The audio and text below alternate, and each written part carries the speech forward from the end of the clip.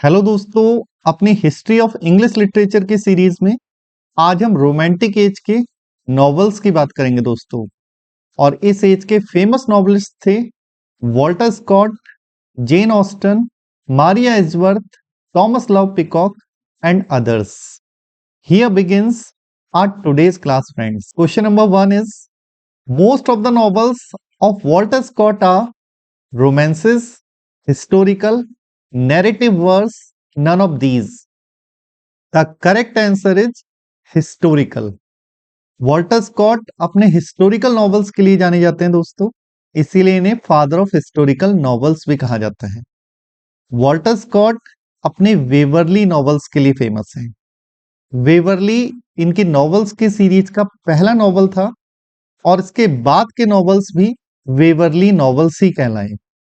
आइवनो इनका एक और नॉवल है जो हमें अच्छे से ध्यान रखना है, जो कि 12th सेंचुरी इंग्लैंड में सेट किया गया है दोस्तों। Next question is John Gibbon Lockhart the renowned novelist and poet was.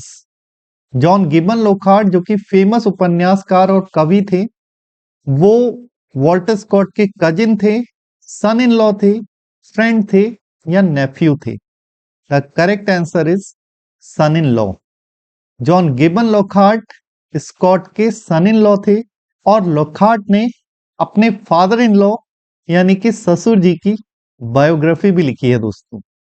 Next question is identify the novelist who is known for his Waverley novels. Jane Austen, Maria Edgeworth, Susan Edmonstone Ferrier, Walter Scott. The correct answer is Walter Scott friends.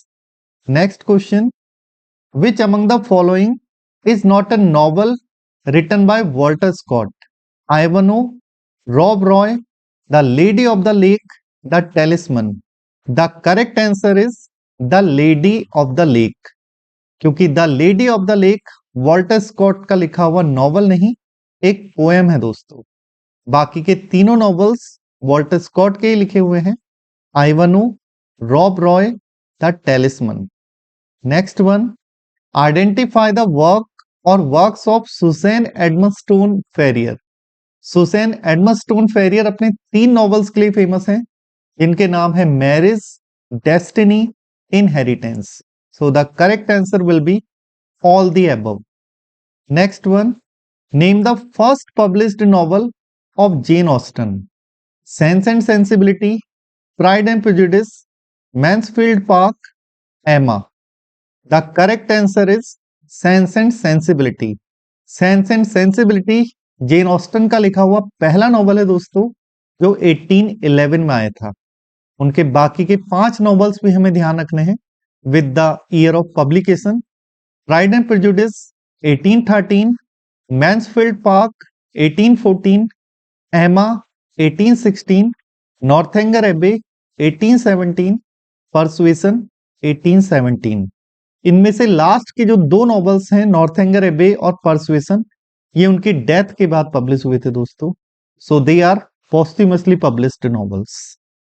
Next one, identify the novel of Jane Austen that begins with the famous quote, it is a truth universally acknowledged that a single man in position of a good fortune must be in want of a wife. Options are Sense and Sensibility, Pride and Prejudice, Mansfield Park, Emma. The correct answer is Pride and Prejudice friends. ये line Pride and Prejudice की पहली line है जो कि Mrs Bennett ने बोली है। Mrs Bennett is the mother of 5 unmarried daughters and the names of her daughters are Jane, Elizabeth, Mary, Kitty and Lydia. इस नॉवल की हीरोइन इनकी सेकंड वाली डॉटर एलिजाबेथ है, जो कि प्रेजुडिस को शो कर रही है, और hero Darcy is the symbol of pride. Let's come to the next question now. Who is the writer of the Irish novels Castle Rackrent, the Absentee, Ormond? Maria Edgeworth, Susan Edmonstone Ferrier, Jane Austen, Walter Scott. The correct answer is Maria Edgeworth. Maria Edgeworth एक Irish novelist है दोस्तों, और ये तीनों उन्हीं के लिखे हुए वर्क्स हैं, जिसमें पहला वाला कैसल रेक्रेंट बहुत पॉपुलर वर्क है दोस्तों।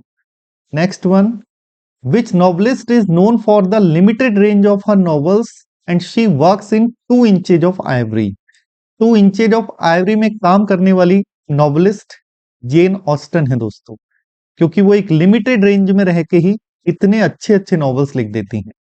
और वो अपने नॉवेल्स के लिए कहती हैं, a little bit of Ivory 2 inches wide on which I work with a brush so fine as to produce little effect after much labor. Next one is the Gothic fiction The Nightmare Abbey is a work of Maria Edgeworth, Thomas Love Peacock, Jane Austen, Walter Scott. The Nightmare Thomas Love peacock का work है दोस्तों, जिन्होंने की 4 edges of poetry भी लिखी है। ये Thomas Love peacock का 1818 में आने वाला गोथिक वर्क है, जिसमें कि वो कंटेम्पररी इंग्लिश लिटरेचर की टेंडेंसीज पर क्वेश्चन उठाते हैं। तो it is a kind of satire on the literature of romantic age friends. Next question, a wonderfully entertaining coming of age story Northanger Abbey is often referred to as Jane Austen's Gothic parody, epistolary novel, historical novel, none of the above। पीछे वाले option में आया हुआ the nightmare एबे Thomas Love peacock का work था और नॉर्थएंगर एबे जेन ऑस्टन का वर्क है। द नाइटमेयर एबे एक गोथिक फिक्शन था, नॉर्थएंगर एबे एक ऐसा वर्क है जिसमें कि गोथिक फिक्शन की मजाक उड़ाई गई है दोस्तों, इसीलिए ये एक गोथिक पैरोडी है। Next question is, when was the great reform act passed in English parliament? 1822, 1826, 1832, none of the above. The correct answer is 1832 friends. The great historical novelist Walter Scott died in which year? 1822, 1826, 1832, none of the above। The correct answer is 1832 friends. 1832 में English parliament में great reform bill आया और साथ में Walter Scott की भी इस year death हो गई।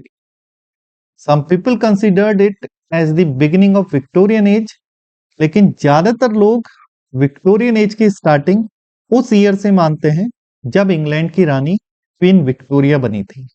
और 14th question is, Queen Victoria ascended the English throne in which year?